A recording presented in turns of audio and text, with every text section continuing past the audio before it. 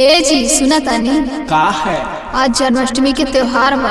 हाँ हम जानत तनी कि जन्माष्टमी के त्योहार बा। तो चली आज मंदिर में बहुत ही धूमधाम से पूजा पाठ हुई।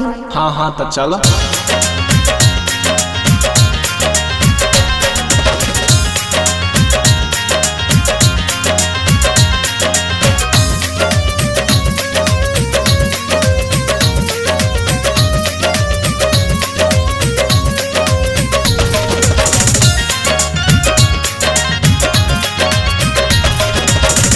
गईले बाटे जन्माष्टमी त्योहार, खुशियाँ मनाई सभे नाची गैया।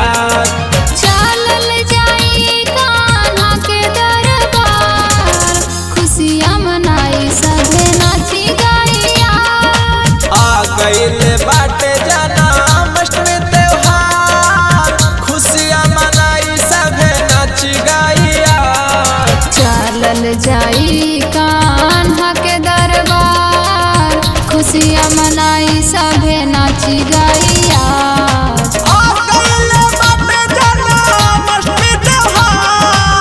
खुशियाँ मनाई सभे नाची गैया।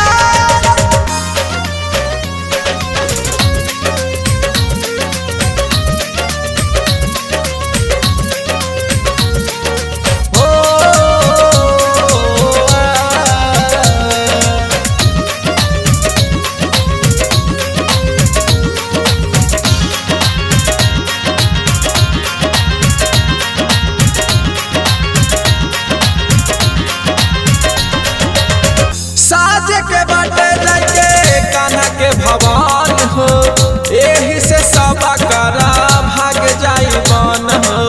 सा सा रे रे रे गा गा गा मा मा मा पा धा पा नी नी रे गा मा सा।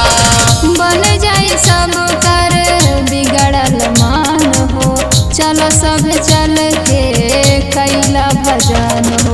लेला तू आज अपन आरती के थाल, खुशियाँ मनाई सभे नाची गैया। हो गइल बाटे सब कुछ तैयार, खुशियाँ मनाई सभे नाची गैया। लेला तू आज अपन आरती के थाल, खुशियाँ मनाई सभे नाची गैया।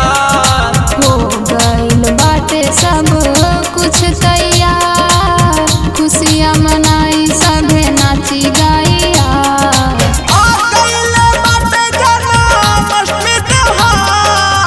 खुशियाँ मनाई सभे नाची गैया। आ गइल बाटे जन्माष्टमी त्योहार, खुशियाँ मनाई सभे नाची गैया।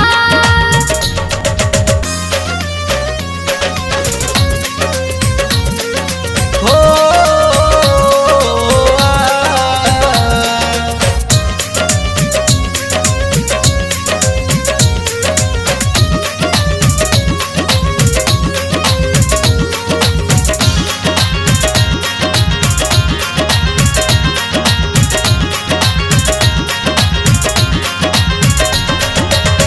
चला सभे जाला दी आज हमर साथ हो, पूजा करा ले जाई आज के रात हो। गा गा गा सा सा सा नी रे रे गा गा गा मा गा नी रे गा मा सा। सभे सेवा कवन के लागल बास हो, सुबह से कैले बाटे सभे उपवास हो। पंकज प्रियांशु शर्मा करिहे जाके पाठ, खुशियाँ मनाई सभे नाची गैया। सफल हो जाई आज बिगड़ल काज, हम पे कृपा कान्हा कई दा तू आज। पंकज प्रिया